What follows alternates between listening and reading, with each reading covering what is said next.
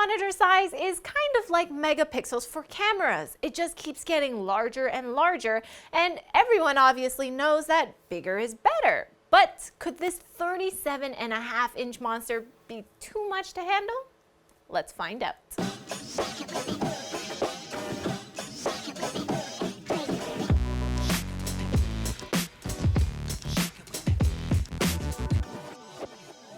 And the answer is no, of course not. It's perfect.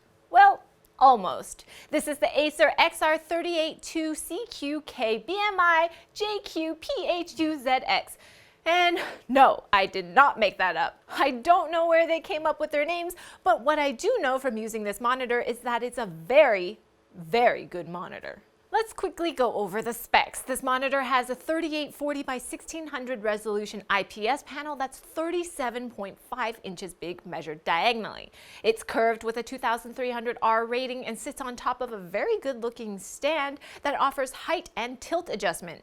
There isn't any rotation, but generally speaking, you shouldn't be getting a curved monitor for that anyways. The stand is removable and a VESA 100 by 100 bracket is included if you want to mount this on an arm or a wall. Just make sure that you have a pretty beefy one since this thing weighs around 30 pounds. Most people agree that a pixel density of around 108 pixels per inch is the sweet spot. This is most frequently found on 27-inch 1440p monitors. This Acer's resolution of 3840 by 1600 gives us a pixel density of 110 ppi, the exact sweet spot. It has that perfect combination of size and usable resolution.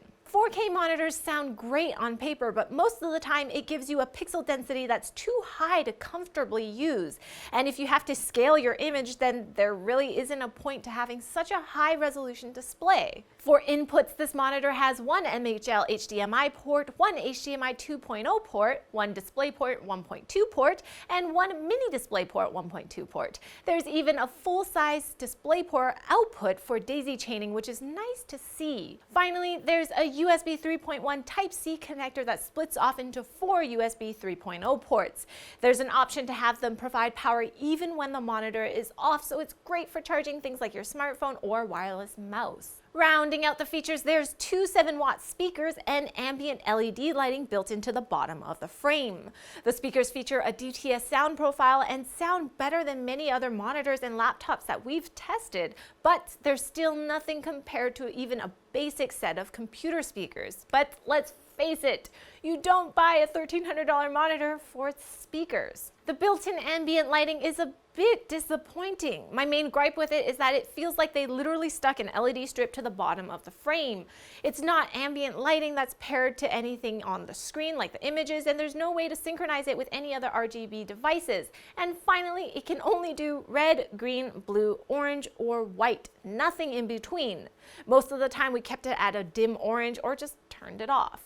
Finally, there's two multitasking features included as well. The first is called Picture by Picture, which lets you set two different inputs side by side on the monitor. Most people probably won't use this, but we could see this being useful if you're someone like a programmer that needs to display software on another discrete system. The other feature, Picture in Picture, is probably more useful for most people. You could plug in things like your digital cable box and watch TV while doing other things like studying. But let's go back to the best thing about this monitor, this beautiful panel. Out of the box, the image is a bit blue, but as soon as you dig into the menus, it's obvious this big monitor isn't just a gimmick. Along with the regular preset modes like gaming and text, there's detailed settings for white balance, gamma, hue, saturation, and after calibrating with our Spider 4 Elite using a 6500K white point, we hit 100% sRGB color accuracy. And if you don't have a calibrator on hand, then don't worry, since the default sRGB preset is pretty good. Backlight bleed is also very well controlled on our sample. Normally this can be a big issue with other curved ultra-wide monitors, but in our case, we have very even black levels even in the corners. All of that brings us back to our original point, how we think this is close to being a perfect monitor.